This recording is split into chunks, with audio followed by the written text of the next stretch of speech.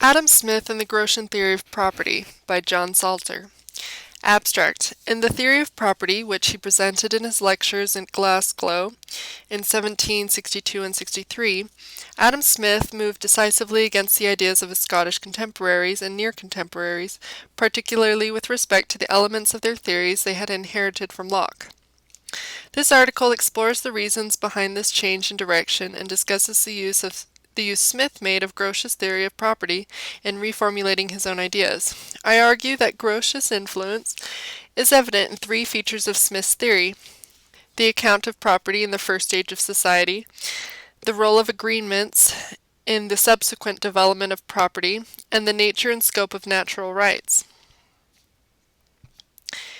In the Theory of Moral Sentiments, Adam Smith writes of Hugo Grotius that he seems to have been the first who attempted to give the world anything like a system of those principles which ought to run through and be the foundation of the laws of all nations, and his treatise of the laws of war and peace, with all its imperfections, is perhaps at this day the most complete work that has yet been given upon this subject.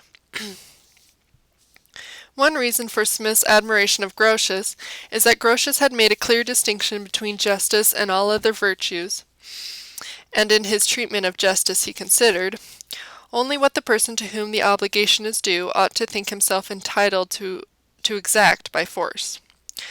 Grotius' influence on Smith with respect to the definition and scope of justice is well known and has been explored in some detail in a number of published works. Much less attention, however, has been paid to the influence on Smith of Grotian's theory of property. It is Grotius' successors, particularly Pufendorf and Locke, who are usually seen as the thinkers who had the greatest influence on Smith and the other Scottish writers, largely through the writing and teachings of Gershom, Carmichael, and Francis Hutcheson.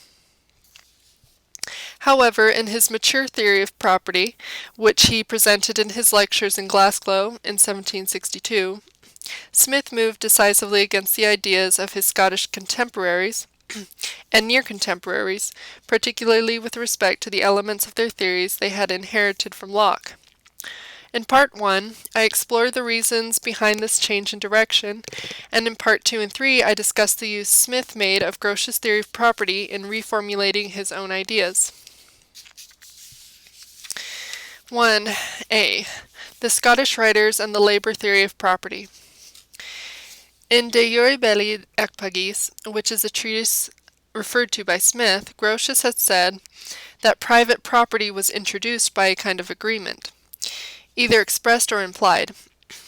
Prior to this, all things were the common and undivided possessions of all men, as if all possessed a common inheritance. It would seem from the research of James Moore and Michael Silverthorne in the 18th century Scotland that the theory that property was introduced by agreement was widely associated with the theory of positive community.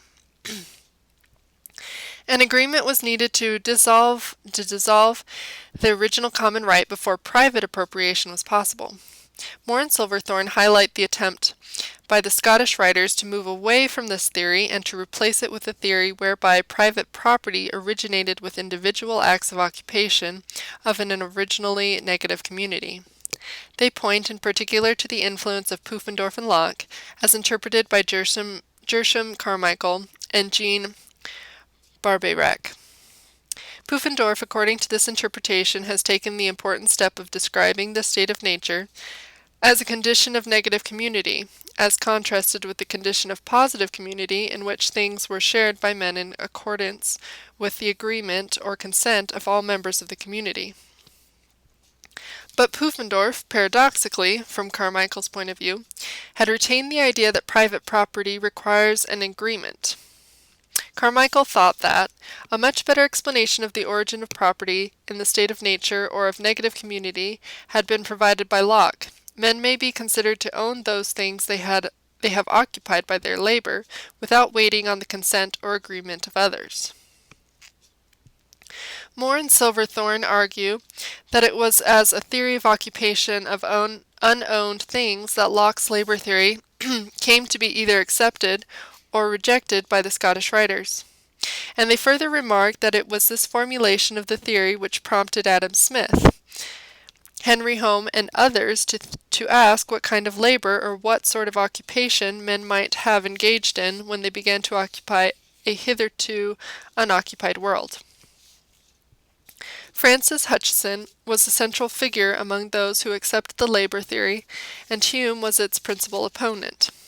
But by the time Adam Smith gave his lectures in Glasgow in 1762 and 63, Henry Home, Lord Kames, and John Dalrymple had published important works on property, which attempted to incorporate the labor theory of property into different versions of the stadial theory of development. And it would seem that at one stage in his career, Smith was among the Scottish writers who accepted this labor theory. In a set of notes which have been identified as a report of course of lectures given by Smith in Glasgow, tentatively dated by Ronald Meek to have been delivered sometime between 1751 and 54, property is explained in terms of two principles, both of which appear in the writings of Kames and Dalrymple. First, to deprive a man of life or limbs, or to give him pain, is shocking to the rudest of our species, when no enmity or grudge subsists. And second, we acquire a liking for those creatures or things which we are much conversant with, and thus to deprive us of them must give us pain. Smith uses these two principles to explain the foundations of property in three successive stages of society.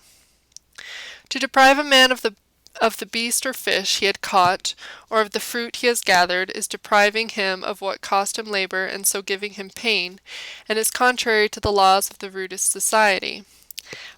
By the second principle, when a clan or nation hunt and fish long, i.e. have lived long, in one tract of country, they acquire an exclusive property, and it is considered as theirs.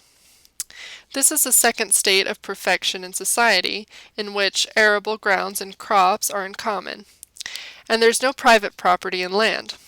The third state of society is associated with the introduction of private property in land. When their numbers increase, when instruments of husbandry are invented, and when they have built huts and towns, they will begin to labor little spots about their houses, and the public fields will be neglected, and hence will rise private property in lands founded both upon the first and second principle. The theory that Smith presented in his lectures of 1762-3 differed from this earlier theory in a number of crucial respects. Smith clearly abandoned his attempt to explain the foundations of property in all the ages of society in terms of two principles he relied on in his earlier lecture course. Instead, Smith uses the theory of justice he had worked out in the theory of moral sentiments to explain the standard Roman law rules of property acquisition, and he embellished this account with some ideas he adopted from Hume's attempt to apply his theory of the imagination to the same subject. The most original part of Smith's theory was his treatment of occupation. He says that the principle of occupation is founded on the reasonable expectation of using the object that is formed in the mind of the first taker, and on the opinion of an impartial spectator that an injury would be done if a second comer were to take the thing from the first. In the first stage of society, property acquired by occupation is confined to bare possession. It is only in the age of shepherds that property gives us the right to recover the possession of a thing once it is lost. The jump between the age of hunters and age of shepherds is thus a momentous one, and it is accompanied by agreements. Without agreements, Smith says, people could only form reasonable expectations of using things for as long as they are kept within their power. Before people can engage in productive activities, they require more extended forms of ownership. They must enter into agreements of some kind. That require more extended forms of ownership. They must enter into agreements of some kind. Agreements are also needed when property is extended further in the subsequent ages of society. So beyond the first societies, which Smith describes as people who live according to the laws of nature, property is conventional.